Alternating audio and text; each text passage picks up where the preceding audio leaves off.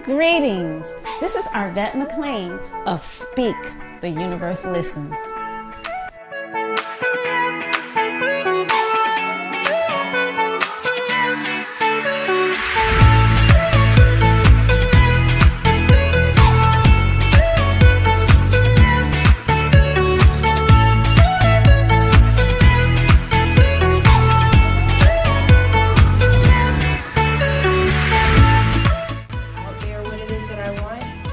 We cherish that. We love that particular piece of it because it Teach people like, hey, it's okay.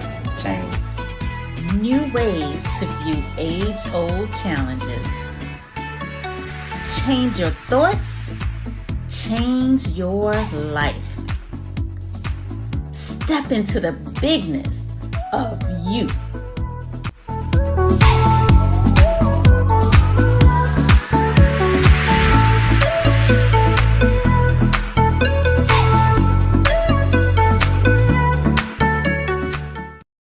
Greetings and welcome to today's episode of Speak, the Universe Listens. And today's topic is making your dream a reality. So anyway, last week we talked about the importance of having a dream. We talked about what's the difference between a dream and a goal. And so do you guys remember what the difference is between a dream and a goal? Mm-hmm. Your goal pretty much is something that you can accomplish. Your dream is more like you don't have an idea yet of how you gonna make it happen, but you know you just see it, but you just don't know how you gonna get there. Yeah, and so the goal is when you have something that is you want to do, and you kind of know how to do it. So you kind of have like some steps. So I know, I want to be a doctor. So I need to go to school. I need to do well in school. I need to go to med school. Those types of things. So you kind of have something in mind that you want to do, and you know the steps to do it, pretty much. Or maybe if you want to buy a house, like for some people, buying a house could be a dream, and for other people, it could be a goal. So, for example, I remember hearing this story about a lady she was a waitress, and she lived in a one-bedroom house, and she had 2 children, and she could barely, one-bedroom apartment. She had 2 children, could barely make ends meet with that, and so, but she wanted a house, and to her, getting a house was just an impossibility. That was like a dream. And it's a long story, but anyway, she did end up making that her dream, stating it as her dream. And she had a team that kind of held her accountable for it, because every time she tried to think of how can I do it, it would be like, it can't be done. And her team is like, just believe in the dream. And the more she believed in the dream, she eventually was able to get that house. Awesome. Yeah, see, what I think was the one thing that I pulled from that story that I really like is the idea of having the team around to also help her and make sure she accomplishes her dream. Because, like you said, every time she tried to think about it, it was like, oh, it can't be done. And I think that happens so much. It's so easy to have a dream. Well, that's happened to me in a few of the dreams I've had, which I'll get to that later. Where all right, this is my dream, but it's like, oh, but. No, that just can't happen. It's like, oh, it can't exist. And I don't know, maybe it would still be my dream if I had somebody say, no, it can. Don't give up on that. So I don't know, that's important. Yeah, and one thing I remember about that story is that the people who were, I guess, her support team, they almost believed what she believed. So she's saying, I don't have any money to save. How am I supposed to get the house? And so they're like, yeah, well, you don't. I mean, I don't know how that's going to happen. And so they were tempted to say that. Like a lot of them, felt like that. But then they knew what they were there for. And so they're like, okay, you can't save money. But what can you do? What can you do? And so she was like, well, I guess I could go look at a house. That's something I can do. And so she went and looked at houses, and she found something that she really, really loved. And at that time, whatever, the rent was the house was would have been $900 a month or something, which was way out of her And obviously, this was some years ago. Yeah. Some years ago. But that was like way out of her, you know. So she was like, well, dang, I don't went and looked at the house. Now I feel worse because I found something I love and there's nothing I can do. You know, and so they kept saying, well, what can you do? What can you do?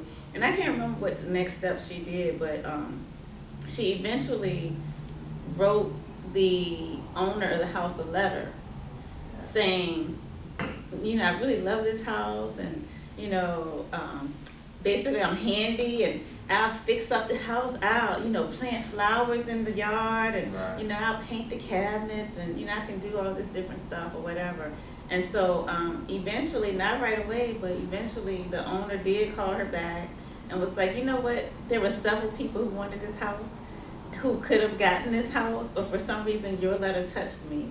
And so we're gonna make a deal. So That's you make awesome. all the repairs on the house, you can live on it for the amount that she could afford to pay, you can live in the house. And then I think he would check on it for like every 3 months. He would check to see if she did certain updates or whatever, which she had. And then I think they went to a lease to own situation, and she ended up. That's perfect. See, that's perfect. Yeah, and so the thing is with having a dream that's bigger than what you know how to do, it causes you to tap into those other forces. You're aware that I need some help here. And you're not working out the details. You realize you're not working out the details. You're tapping into that bigger part of all of us, and that's what's working out the details. Yeah, I was thinking about your story and how she had a lot of inside chatter. Basically telling her, you know, like what she doesn't have, you know, or she can't do. And I know sometimes for myself, even the things that I dream of, my dreams in general, I had the same exact thing. Like I tap into that person, like, you never experienced this before, so how are you gonna make this happen? You know, you don't have this amount of money to make this happen. And then I just had to really, it got to a point where I had to actually tap out of that and actually believe that it could happen for me. How? I had no idea. You know, no idea how it could happen.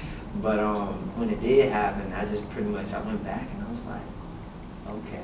So I always got to sort of remind myself, like, hey, you know, try not to tap into that chatter, you know, all the time. Because it's there. It's not going nowhere. It's not going nowhere. So, but that's something that I think about with my dreams. My biggest dream, I would say, trying to be at my highest, healthiest self. Okay, trying to be a vegan, but it's challenging. It's very challenging. But for the most part, how I'm going to do it, I don't know. I have no idea. But I know it's going to happen because I see that for myself. So. And so for me, I actually don't know what my dream is.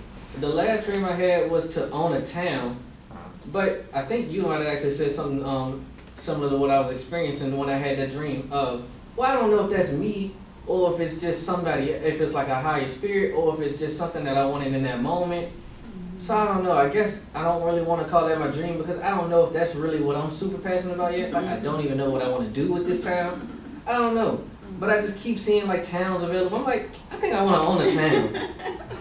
Yeah, I'm like that too because I want an island. Mm-hmm. And so when I see, I'm like, ooh, I have this island. Then I'm like, well, what would I do? That's where I'm getting stuck at. Do with the island?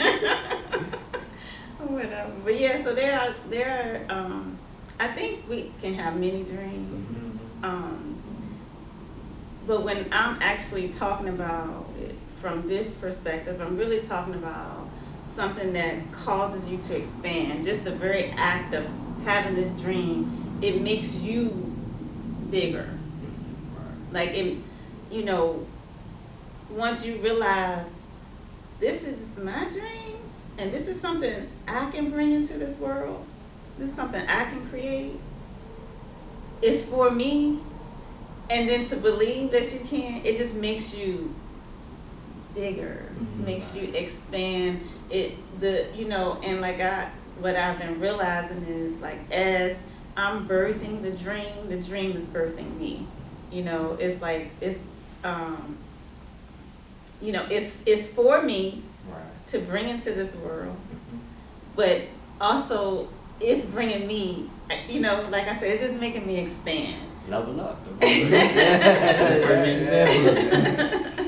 Yeah, so I would encourage everybody to really take some time and, just start writing some stuff and just keep writing because before I even had this concept, like I had a lot of goals, a lot of things I want to do. I had this bucket list and I was checking that stuff off, and I eventually got to the end. I finished everything on my bucket list. And so prior to the conference that I learned this kind of concept or to think about dreams in this way, though I would have said that those were my dreams, but they're goals. And they're things that, Right. I pretty much knew how to do it. It was just a matter of doing it.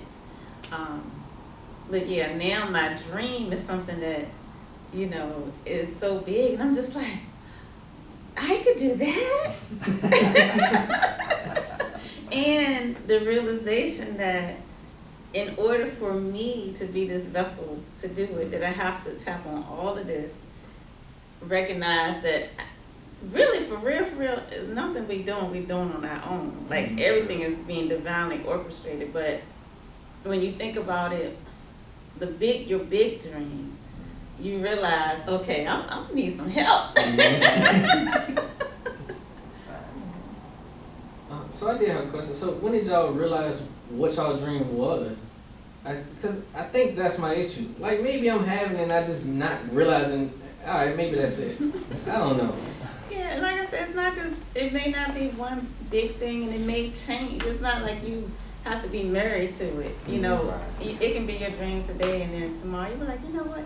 No, this is my dream. Because I think I was saying last week how, I had made it my dream to attract, $437 million or whatever. Even though I knew that wasn't really my dream, but I realized that was something I did not know how to do. And so once I started putting my brain on what's something that I don't know how to do, I have no idea of how to do, but yet I will love. And then I just realized that, like, it just kind of, I guess, asking the question. Okay. Asking the question, putting that out there into the universe, into the atmosphere, like, what is it? And once I did, it just became obvious because people around me were actually sending me pictures of, like, because I had shared last week that my dream is actually to, and I don't even know if I can articulate it properly, but I just would love to be able to produce the methodology of how we can, be forever healthy. If we should get any kind of ailment, how we can heal ourselves. But really to not even get any type of ailment. So it doesn't even kind of make sense. It sounds like The Twilight. And so even though I always, if you look on my cell phone, I got all kinds of pictures of like all these women that's like 70 and 80 years old and they, buff and fit and, and I'm just like, ooh. And, like I remember I used to always look at the Essence magazine. They would have an issue called Ageless Beauties. Right. I mean, ever since I was young, I would have to get that issue because I needed to look at those beautiful, 70-year-old women, 80-year-old women, and I'm just like, wow, they are beautiful. And I always would read like, now how did they get like that or whatever? But yeah, and so people send me that stuff because they knew that's my passion, but I didn't know. So that's interesting. So even before you acknowledged it, everybody around you just knew that this was your interest and was telling you, I think you kind of gonna end up down this. I would say, I'm thinking for myself, like, far as my dream, my biggest dream is like one of many. Just helping people to level up in life. And how I go about doing that, once again, I do not know. I do not know, but I figured it out. I sit back and I think it was probably, say like 2013, when I just started sort of getting on my spiritual journey, and I was like, every time I started to learn something new and I applied it to my life, I said, dang man, I want people to, know this stuff. And so, not even realizing it, honestly, I just started writing on Facebook and social media. And I would say probably every day or every other day or so, like every time I learn a new experience, I'll write about it. And then eventually it's like, it starts to just grow and grow and grow. I'm like, all right, I said, wow, okay. And I look back, it's like, I wasn't expecting that, but it's like, okay. Okay. And then, I guess what you just now said, because you say you have no idea how, and the funny thing is that you do it every day. A lot of times we think things are far off and out there, but it's already here. And the more we put the gap and saying we don't have it, the less it seems like we have it. But the more we say we do have it, the more we acknowledge that we have it, the more it shows up. Because we get more of who we're being, right? We get more of what we already are. And so, this is what you do every day, all day. And you're like, I have no idea how to do it. I guess it was just like the picture I had in my mind, it was something different. And, I'm thinking like, all right, I'm gonna be like Dr. Phil, on TV or something like that. But, yeah, now I look at him like, I do this every day. Every day. And the more you claim it, the more open that will become for you. But I think that's interesting though. Just listening to that. So you say you want to help people, and then you say you didn't know how to do it, and then we just broke down that you do it every day. So I don't know. I guess I just having the realization too that your dream can also look like something completely different than what you're visiting. Right. And so, like you might be visiting something as your dream, like, oh, I wanted to go this way and that way and this way and that way. But it's just like you said, Annabelle, if you start acknowledging that you already are that, then that gap closes and then you realize, oh, well, I kind of been doing that already, so I'm taking the steps towards that already, but I don't feel like I know what I'm doing because I've just been being me. Yeah. And then, like when I wrote When Black Women Speak, I really didn't have anything in my head in terms of what would I do with it. I was just writing a book. That's it. And but when I was writing the book, I was visualizing, like every day before I start writing, I would be like, I just like seeing people just loving the book and just feeling like they were just loved as a result. And so I'm just sending like all this love, I'm putting all this love into the book. But because I didn't have a plan for it, the book was probably just gonna sit on the shelf. Like nobody buys a book because they don't know about it or whatever. And so I didn't have a plan. I just had a vision of I want people to love it. That's it. And so lo and behold, Rodney just appears on the scene. Now mind you, even though Rodney is my nephew and I love him and all that, I never it wasn't like we went to lunch on a regular basis. It was kind of like out of the blue, you want to go to lunch? And I'm like, sure, like what a treat for me, And just in that one little conversation, like, what's he gonna do with the book? And I'm like, nothing. And he's like, nah. It's too good to just be said. And then just from that, so I didn't orchestrate any of that. Like all of that it just came, it orchestrated itself, so to speak.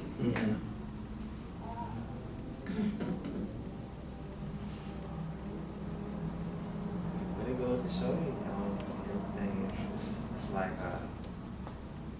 we all are divinely orchestrated. Things happen So if he didn't show up and that Mhm. if that scenario didn't happen, you would probably have that book still sitting on the shelf. I doubt that. But yeah, no one wrote that. No one wrote that. Yeah. But the truth is, you say knowing Arvette, that's the Arvette you know because Rodney showed up. That's also true. Wow, yeah. Very true. That goes back to what you were saying earlier, though, that things are, they always seem big. And it's like, all right, I might need a little help for this. Hey, that's the help that you needed that you didn't even know. And that's the thing about like dreams and not even knowing how. You don't have to know how. You just have to have a vision, and things will just start lining itself up for you. But you have to claim it, right? Like if you're just like, yeah, I always wanted to do blank, but I can't. Then you're gonna get the but I can't. You're gonna get more of that. But if you're like, yeah, I always wanted to buy a house. I'm gonna get me a house. I got my eyes open for which one I want, you know. Then it just allows more to come in. So I would encourage you guys to, and everybody watching, to just start jotting down. Just start writing down like what your dreams are. And like Teron was saying, he doesn't know what his dream is or whatever. And I didn't know what my dream was. I just put something out there. But the point was I wanted to have a dream. And so start asking yourself, what is my dream? Because your dream wants you just as much as you want it. And so once you let it know, I'm looking for you, baby, it's going to leap out at you and it's going to be like, here I am. Right. And then you are going to change as a result of y'all coming into partnership together. All right. Well, thank you guys. I love talking about dreams. All right, guys. I hope you all enjoy this conversation about dreams. I hope you will literally take some time to write it down. Think about what would I love, and even though you might have no idea of how to do it, just really think about what would it look like, what would it feel like, what would the person who does this dream, what do they have to be like, what do they think about every day, how do they walk in the world. So just start thinking about those things. All right, guys, until next time, this is Arvette. This is Steve. Toronto. Bye.